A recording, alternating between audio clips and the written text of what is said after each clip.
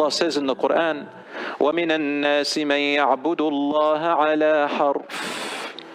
And among people there are those who worship Allah as if they are standing on the edge of a cliff. On the edge of a cliff. Imagine that, someone standing on the edge of a cliff, and there are winds blowing lightly, and then suddenly a heavy wind blows. What happens to the person standing on the edge of a cliff?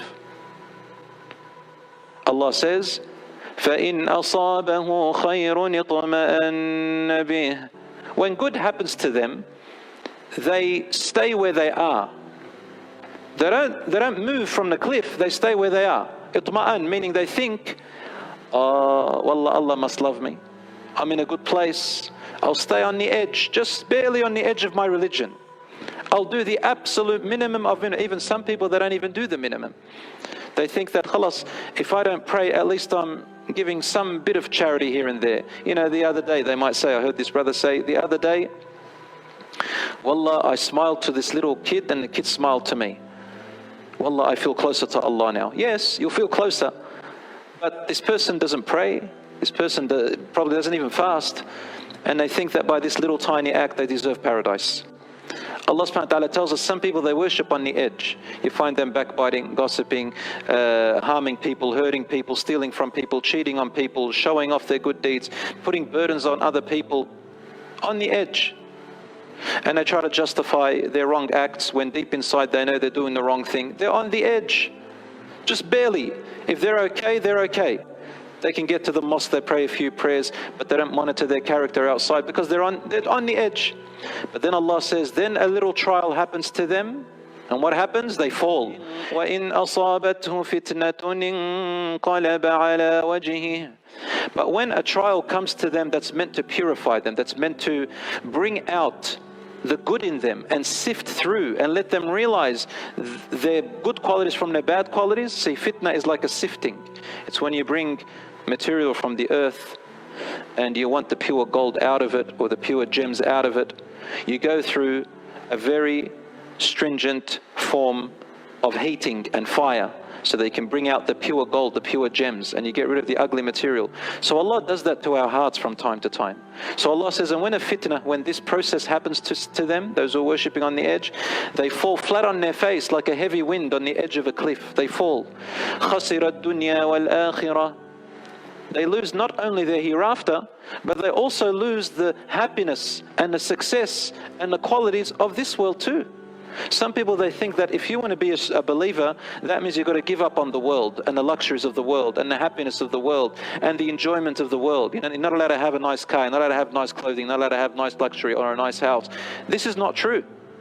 Allah tells us in this Quran evidently that when a little bit of, struggle happens to them, a little bit of hardship they are tested with, what happens to them? They not only lose their hereafter, but they also lose the happiness in this world. And this is where people start to not know anymore how they can be happy in life. They can't find it. And so they go after more materialism, thinking that the outside world will make us happy. Brothers and sisters, when somebody passes away, they leave behind them things. What do they leave behind them? Things. I call them things. But they left behind them a car, it's a thing. Their house, it's a thing. Could be a palace. Let it be a massive palaces. They're just things they left behind because they mean nothing to the dead person anymore. They leave behind them their little bit of wallet, maybe a wallet, a little bit of money in it, their keys. They leave behind them their bit of clothes. Things. You know what, brothers and sisters? What are these things valued anymore as? They're valued as nothing. To the dead person, they're nothing. To you, imagine your family member passes away and you see their things, their belongings. What happiness are they going to bring you? Just memories. But in actual fact, they're just things. The real person is gone.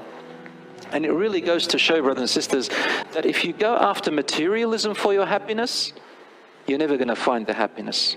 Because when they were gathering it in their life and putting so much trust in it, even though there's nothing wrong with having a bit of luxury from life, but these are people who put their trust fully in the materialism, it never served them when they died. And the only thing they take with them is their character and their deeds, which they put forth. So all that which we gather did not benefit us when we go, and it certainly doesn't benefit the people who are left behind, except a little bit, and so on. So my brothers and sisters, our happiness is within, and you make that decision with your closeness to Allah subhanahu wa ta'ala. And I want to say that, teach our children that this life, it is not the life of reward. This life is not the life of reward. Like, for example, sometimes we say to our children, ya Shaykh, we tell our children that, إذا بتصلي الله حيعطيك كذا وكذا. If you pray, Allah's going to give you this and that.